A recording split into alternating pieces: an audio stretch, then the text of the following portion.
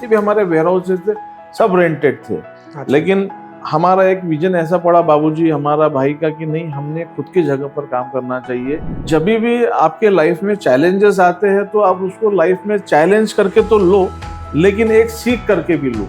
वो आपको कुछ सिखाने आ रहा है, क्या बात है। तो उसको आप एक अलग तरीके से देखेंगे तो आपको एक्सपीरियंस आ रहा और उससे आप धीरे धीरे ओवरकम कर जाओ। स्टार्टअप के नाम पे एक अच्छा स्टार्टअप करिए और पहले दिन से उसमें कोई शॉर्टकट का रास्ता मत लीजिए। उसको सक्सेस करने के पीछे जाइए, सक्सेस आपके पीछे पक्का आएगी। लेकिन आप उसको शॉर्टकट में सिर्फ दिमाग में ये है कि गवर्नमेंट से 10 लाख रुपए आ रहे, मैं कैसे उसको एब्जॉर्ब कर लूँ, तो आप कभी भी आगे नहीं बढ़ सकते। Design your life. आज के सेशन में आज हम एक ऐसे शख्सियत से मिल रहे हैं, नागपुर में आज हम हैं और अश्विन प्रकाश मेहडिया सर से हम आज मिलने वाले हैं। उनके पास मिलके हम बहुत सारी चीज़ों के बारे में बात करने वाले हैं। All India national consumer forum के प्रेसिडेंट हैं, साथ ही सर का लॉजिस्टिक और वेयर हाउसिंग में उनका बिजनेस है, लेकिन इसके साथ सोशल एक्टिविटी भी बहुत सारी है सर की। सोशल एक्टिविटी में नागपुर में इनका बहुत बड़ा नाम है और सर अलग अलग बिजनेस एसोसिएशन में बहुत सारे अच्छे अच्छे पद पर रह चुके हैं, अभी भी है, काफी इसमें हम काम कर रहे हैं। तो चलिए मिलते हैं अश्विन सर से। अश्विन सर, बहुत बहुत स्वागत है आपका। बहुत बहुत धन्यवाद।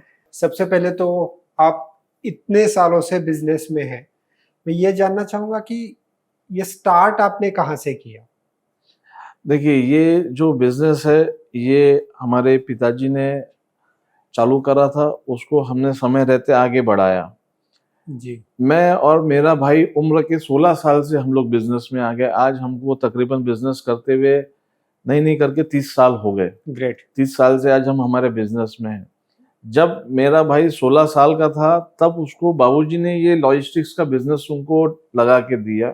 अच्छा। और जब मैं बिजनेस में आया तो मेरे को लॉजिस्टिक्स में एक कंपनी और लेके दिया। उसके बाद धीरे धीरे करके हमने उस कंपनी की लाइंस को बढ़ाते गए और फिर पहले जो हम थे, जितने भी हमारे वेयर हाउसेज थे सब रेंटेड थे। अच्छा। लेकिन हमारा एक विजन ऐसा पड़ा बाबूजी हमारा भाई का कि नहीं, हमने खुद की जगह पर काम करना चाहिए।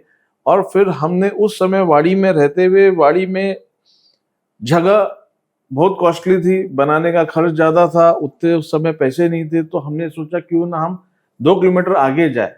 2 किलोमीटर आगे लावाई है। अच्छा। तो यहाँ हमको हमारे बजट में हो गया कि संसाधन की कमी होती थी उस समय। राइट। तो हमने यहाँ पहले जमीन लिया, फिर धीरे धीरे करके एक एक करके वेयर हाउस हमने यहाँ डेवलप करके आज हमने ये पूरा लॉजिस्टिक पार्क डेवलप कर चुका है। और तकरीबन यहाँ आज 30 से ज्यादा कंपनियों का हम लोग काम कर रहे हैं। वाह, क्या बात है। जिसमें नेशनल मल्टीनेशनल दोनों प्रकार की कंपनियों के काम हम लोग यहाँ पर सुचारू रूप से कर रहे हैं। ओके, तो मतलब इसकी जो शुरुआत है आपको मतलब बाबूजी से ही जो है पूरा बाबूजी से ही हमको प्रेरणा मिली। उनने जो मार्गदर्शन दिया वो पद पे ही हम लोग चल के मैं और मेरा भाई आगे बढ़ते गए। क्या बात है, ये बहुत अच्छी बात है।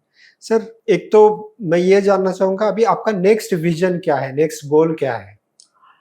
अभी जो नेक्स्ट विजन है, जैसे हमारे माननीय केंद्र मंत्री है और हमारे माननीय उप मुख्यमंत्री देवेंद्र जी फडणवीस है और केंद्रीय मंत्री गडकरी साहब है, उनको लॉजिस्टिक्स को लेके एक बहुत बड़ा विजन है नागपुर शहर को लेके। ओके। तो अब उनको विजन को देखते हुए मेरा जो विजन है कि नागपुर के 4 कोने में जो भी नागपुर की मेजर प्रमुख जो हाईवेज है, जो NHAI के हाईवेज है, जहाँ से हम बड़ी बड़ी मेट्रो सिटीज को कनेक्ट हो रहे हैं, क्योंकि नागपुर आप समझते हैं कि 0 माइल्स है। तो यहाँ से एक चेन्नई भी जा रहा है, एक साउथ के लिए जा रहा है, एक नॉर्थ वेस्ट ईस्ट सब के लिए रास्ते जा। तो चारों पॉइंट पे एक बड़े बड़े एक 50-50 100 एकड़ के अंदर लोगों को जमा कर कर वहाँ लॉजिस्टिक्स हब बनाना चाहिए। अच्छा। और बड़े बड़े गोडाउन्स बनाकर जो कंपनियां आ रही है, आज मैं बीइंग ये बिजनेस में होने से मैं ये समझता हूँ, देख रहा हूँ कि नागपुर में बड़े कंपनीज तो आ रही है अपना बिजनेस करने के लिए, लेकिन यहाँ तैयार वेयर हाउस नहीं है उतने बड़े। हाँ। तो वो यहाँ से इंदौर चले जा रहे हैं, कुछ रायपुर चले जा रहे हैं, कुछ आंध्र में जा रहे हैं, ऐसे शिफ्ट हो जा रहे हैं। तो उन दोनों बड़े लोगों का मार्गदर्शन पाकर हम चाहेंगे कि नागपुर के चारों कोने पे बड़े बड़े लॉजिस्टिक्स हब बने और नागपुर के जनता को भी उसमें रोजगार मिलेगा। बहुत अच्छा है सर। और एक चीज मैं आपको जानना चाहूंगा, ये जो आप आज एक मकाम पे है, आज आप इतने सक्सेसफुल है, आपने कभी फेल्यूर फेस किया है? आप वैसा तो कभी फेलियर फेस नहीं करा, लेकिन 5वीं क्लास में मैं जब था हाँ। तब मैं फेल हुआ था, अच्छा। क्योंकि एग्जाम के ठीक समय पर मेरे को बोन फीवर हो गया था। अच्छा। तो उससे मैं नागपुर में मेयो मेमोरियल हॉस्पिटल है, हाँ तो हाँ। तकरीबन मैं वहाँ 3-4 महीने एडमिट था। अच्छा। तब मैं वहाँ फेल हुआ, बाकी लाइफ में कभी फेल नहीं हुआ। क्या बात है, क्योंकि बहुत हमेशा हमको पिताजी ने जो रास्ता दिखाया, वो रास्ते पे फेल होने का सवाल ही नहीं है कभी। क्या बात है, बहुत अच्छी बात है। लेकिन जब भी आपके लाइफ में चैलेंजेस आते हैं, बिजनेस से लेके हो या रिलेशन से लेके हो या कोई भी लाइफ के कोई भी इसमें चैलेंजेस आते हैं, उसको ओवरकम करने के लिए आपका क्या सक्सेस का राज क्या है, मतलब या मंत्र क्या है? नहीं, जब भी आपके लाइफ में चैलेंजेस आते हैं तो आप उसको लाइफ में चैलेंज करके तो लो, लेकिन एक सीख करके भी लो। वो हाँ। आपको कुछ सिखाने आ रहा है, क्या बात है। तो उसको आप एक अलग तरीके से देखेंगे तो आपको एक्सपीरियंस आ रहा, और उससे आप धीरे धीरे ओवरकम कर जाओगे। अगर आप उसको सिर्फ चैलेंज या उसको एक परेशानी के रूप में देखोगे तो आप कभी उससे उभर नहीं पाओगे। उसको एक सीख के रूप में देखना बहुत जरूरी, कि ये जो चैलेंज है इससे हमको क्या सीख मिलने वाली है, या राइट। ये हमको क्या सिखाने आया है। राइट। मतलब कुछ भी फेल्योर नाम की चीज ही नहीं होती आप है। हमेशा पॉजिटिव रहिए ना। राइट। राइट। बहुत बहुत मतलब बहुत अच्छी और बहुत बड़ी बात कही सर आपने, मतलब ये बात 2 मिनट में आपने।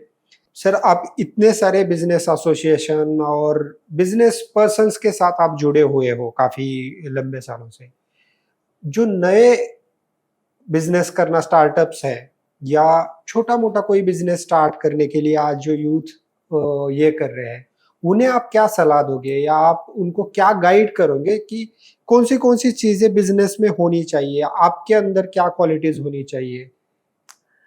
देखिए, मैं बोलना चाहता हूँ, लेकिन इसको अदरवाइज कोई ना ले। आज जो यूथ स्टार्टअप के नाम पे कर रहा है, वो यूथ शॉर्टकट में जा रहा है कि ओके। मैं स्टार्टअप के नाम से मैं गवर्नमेंट की ये स्कीम है, वहां से जो भी फंडिंग मिलती है उसको कैसे ऑब्जर्व करता हूँ। आप वो सब मत करिए। आप स्टार्टअप के नाम पे एक अच्छा स्टार्टअप करिए, और पहले दिन से उसमें कोई शॉर्टकट का रास्ता मत लीजिए। ओके। उसको सक्सेस करने के पीछे जाइए, सक्सेस आपके पीछे पक्का आएगी। लेकिन आप उसको शॉर्टकट में सिर्फ दिमाग में ये है कि गवर्नमेंट से 10 लाख रुपए आ रहे, मैं कैसे उसको एब्जॉर्ब कर लूं, तो आप कभी भी आगे नहीं बढ़ सकते। राइट।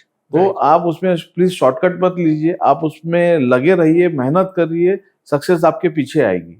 क्या बात है। तो हम सब ने 3 इडियट्स फिल्म देखी थी, उसमें बाबा रणछोड़ दास क्या कहा करते थे कि कामयाबी के पीछे मत भागो आप, मतलब सक्सेस झक मार के तुम्हारे पीछे आएगी। जी। तो ये प्रैक्टिकल लाइफ में भी हमारे सामने एक बाबा रणछोड़ दास ही बैठे हुए हैं, जो हमें बहुत अच्छे और बहुत सिंपल वे से आप बता रहे हो सर कि कैसे करते हैं। Sir thank you very much, आपने आपका बहुत कीमती समय दिया, बहुत धन्यवाद। और बहुत कम समय में बहुत पिन पॉइंटेडली आपने बहुत कुछ कहा है। सर दिल से शुक्रिया बहुत अदा बहुत करता हूँ धन्यवाद आपको। आपका। Thank you very much.